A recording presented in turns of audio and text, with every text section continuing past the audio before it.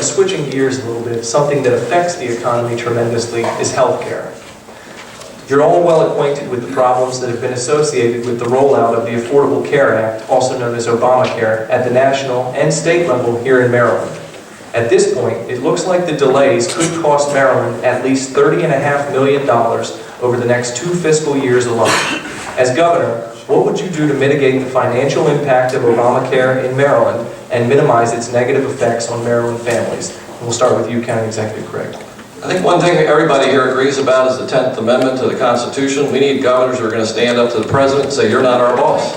The people of Maryland are my boss. Back off. We're not doing it.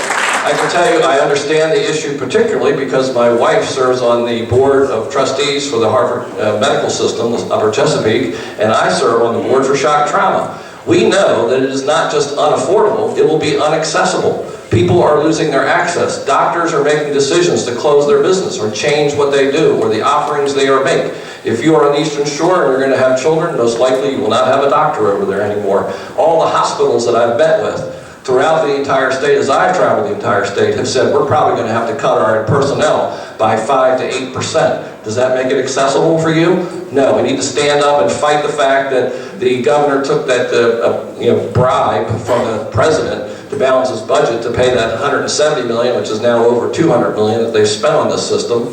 I can also tell you it's very frustrating to watch the Super Bowl and see Blue Cross Blue Shield come on and say you can register with us in 10 minutes. How many people have had a problem in getting 10 minutes down with this new system that was bought in by the governor because I think they made contributions to his campaign. A little lack of transparency there. So we will change this and we have the experience to do it. Delegate George. This is tough to do in a minute and a half, folks. If you look at my interview with the Baltimore Sun, I got into it. We gave the newspapers, my campaign and my office, we worked together, we uncovered these donations. Did you know that once the contract was given to Maximus, an Arlington, Virginia company, they gave $326,400 to the Democratic Governors Association, promised to O'Malley. He promised if he got that position, he'd deliver money, and they helped him do that. Did you know that they gave $8,500 immediately to O'Malley? Did you know they've done a big fundraiser for Anthony Brown in Kensington? It's endless what they're doing. There was no procurement process. Part of the procurement process was to go through the Board of Public Works. They bypassed that. They put a little line in the bill that they would bypass that. And it went directly to the governor. He says he picked from 10 companies. Guess what? He picked the one that was going to donate the most. Maximus failed, everyone. They failed in Minnesota, controlling everything, all the contracts. They failed in Vermont. And we've shown this. We've documented it all. And they failed in Idaho. Even though that was the government system, they were paid to help handle it. They failed in Maryland on disbursement of child care payments. So why did they pick them?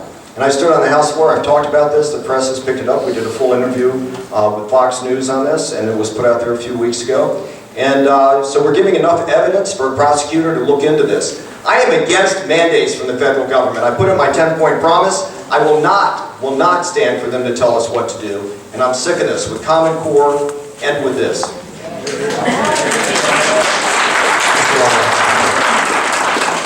The Affordable Health Care Act cannot work in Maryland. In my personal opinion, it can't work in this nation for many reasons. But again, sometimes we do a terrible job outlining the whys. The whys are very important because in our free society, in our free country, it is the people that make that choice and decision. And when the people are not educated as to why the Affordable Health Care Act can't help, all you get a lot of rhetoric, you get a lot of excitement, people applaud, but you end up getting the same thing that we have right now.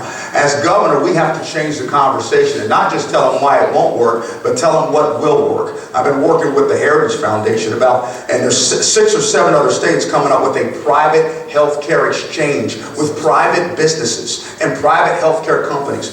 We can make that type of exchange happen here in Maryland that gives and empowers citizens with the choice. Because I'm leading from this viewpoint. My belief is that any person that desires to have health care, they should be able to have health care at affordable cost. But it should not be forced on anyone. The only way we can start standing up to Washington, D.C.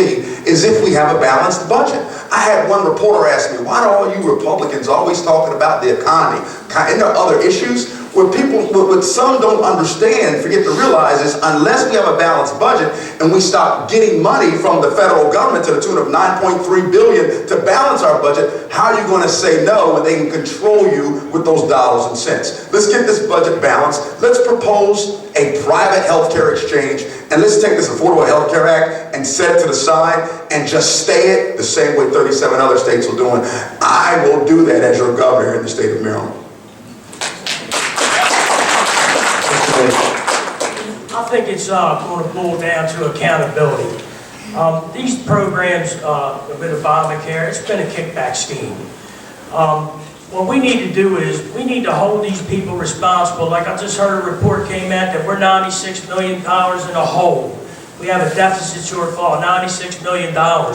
But if we didn't give $200 million to the company that built that website, you know, we'd be all right. We got to go after these people, get the restitution, because if any one of us had committed fraud like that, they have us in court and hold us accountable, get judgments, and we'd have to pay that money back.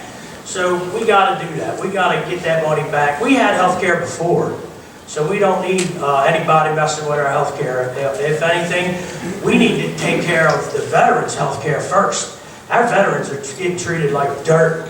And you know, that's priority number one for me, is to make sure that our veterans have what they need from us. And if we can't do that, then we'd be worrying about health care for anybody else. So if we can't take care of our veterans first, we can't take care of nobody. And that's just my opinion. Thank you.